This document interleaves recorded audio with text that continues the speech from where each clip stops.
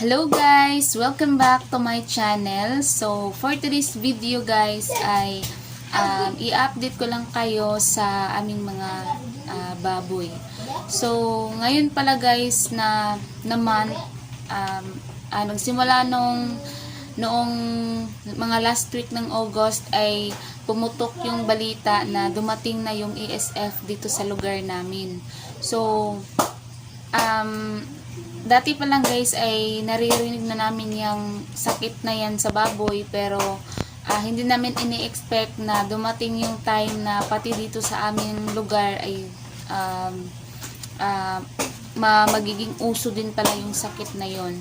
So yung mga guys, mga kapitbahay namin ay kanya-kanyang sila ngayon, kanya-kanyang benta sa kanilang mga baboy. Meron naman kaming kapitbahay na hindi siya nagbenta, pero nung una hindi siya nagbenta dahil para sa kanya ay baka hindi totoo yung mga ganyan, pero sumubok siyang magbenta ng mga 30 pieces na biik, pero hindi po siya na guys, hindi siya na kumbaga walang bumili. So, yung baboy daw kasi ngayon dito sa amin ay hindi siya pwede lumabas at hindi din pwede magpasok.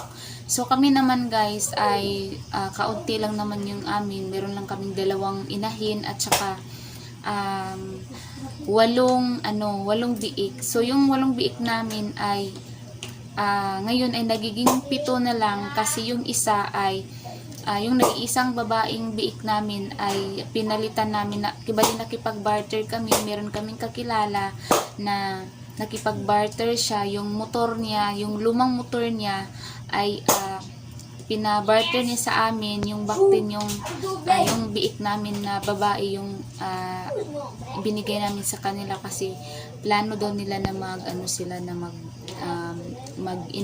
gawin nilang inahing baboy.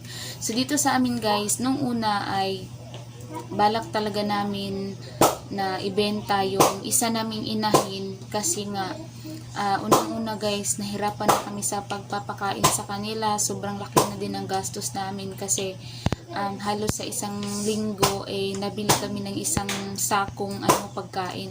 Yung tipid na tips na nga yun guys, pero sobrang magastos pa rin kasi sa patagal yung panahon, yung presyo naman yung ng pagkain ng baboy ay pamahal din ng pamahal. Tapos guys, dati kasi meron kaming suki doon sa Kangkungan na hanggang ngayon ay kahit anong oras pwede kaming bumili doon. Kaso lang guys, sa ngayon ay sobrang busy kasi namin, tapos may mga problema pang bumangon, as in sunod-sunod na mga problema na hindi na namin halos makontrol. Yung halos na maiiyak na halos na gabi-gabi na lang umiiyak ako dahil nga sa sobrang dami talaga ng problema na dumating sa buhay namin. Pero hindi pa rin kami nawawala ng pag-asa at alam naman namin na may Diyos na laging nakasubaybay at tinutulungan kami sa lahat ng pagkakataon. So talagang ganyan ang buhay, may pagsubok, pero yun, laban pa rin. So ayun guys, balik po tayo dito sa topic natin sa pagbababoy. Ngayon ay after na malutas yung mga biik ay agad-agad namang hindi ko alam kung anong Tagalog. Baga na siya guys ba, yung kailangan na naman siyang ipabreed.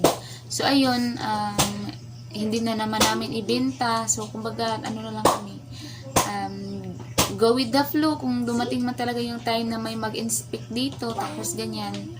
So, ayun na, maghihintay na lang kami. Pero kung wala naman, ay tuloy-tuloy pa rin yung aming pag-alaga sa baboy. So, ayun guys, mamaya ay ipapakita ko sa inyo yung update ng mga biik namin. So, balak kasi namin hanggang December namin pakainin para may naman kami guys, may kahit papaano may hihintayin kaming income kapag dumating na yung December, ibibenta namin yung mga biik. At yung iba naman ay panghanda namin sa New Year kahit papaano, kasi medyo matagal na din yung panahon na hindi na kami nakapaglitsyon sa New Year kasi nga Walang-wala kami at wala din kaming baboy dati. So yun guys, papakita ko sa inyo yung mga biik namin kung ano na yung update sa kanila. So ito guys, ang aming mga biik na. So ito yung una naming biik na dati kong pinapakita sa vlog. So ito na, mga malalaki na sila guys. Oh. Ito ang ihid. Hindi pa rin siya ganun kalaki. Yun ang balak naming litsunin pagdating ng January. At ito namang tatlo ay pag malaki na to ay pwede na namin itong ibenta sa December.